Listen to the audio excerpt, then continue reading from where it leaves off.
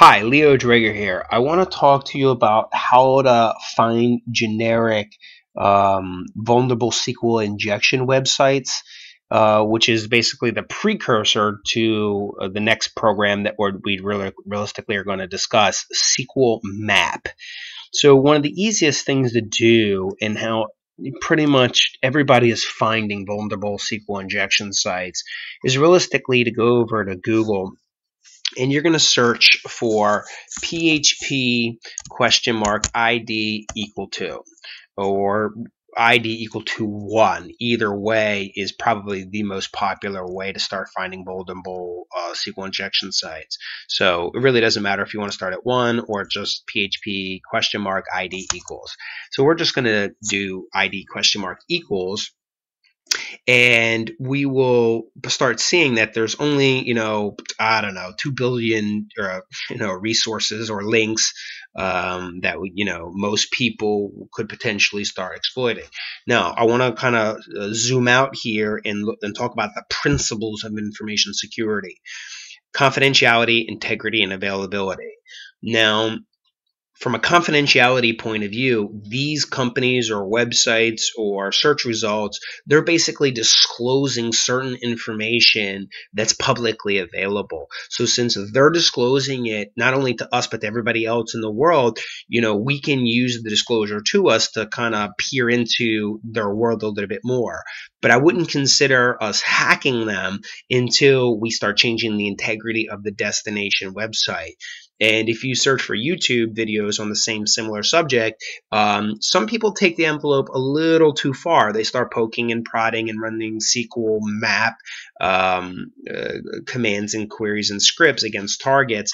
And I personally think that's a little too aggressive, because as a white hat, you don't have authorization to do that. As a gray hat, okay, no harm, no foul. But as a black hat, you'd really have to question, how far realistically you're going. Now, for someone like myself, I get poked and prodded all the time in terms of the websites and the resources that I have. So I kind of expect it. But to the mom and pop shops or the small fry or someone who's not familiar with information security, they're basically helpless here.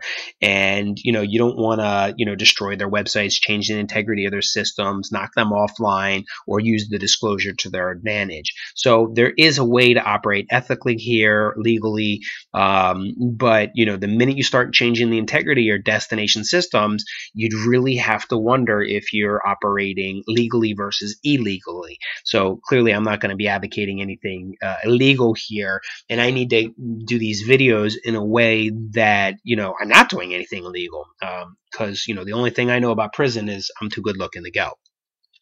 So nobody's going to jail here.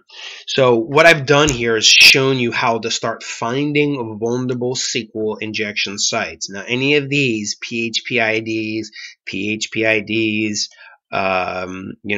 these are all of the things that I'm looking for.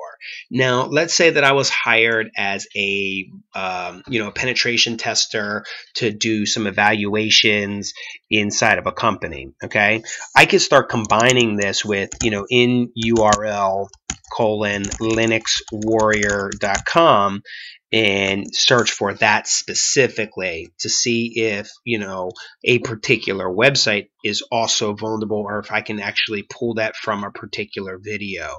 So you can combine the Google search results to get a little bit more creative here, but that's no more difficult than just Google hacking 101.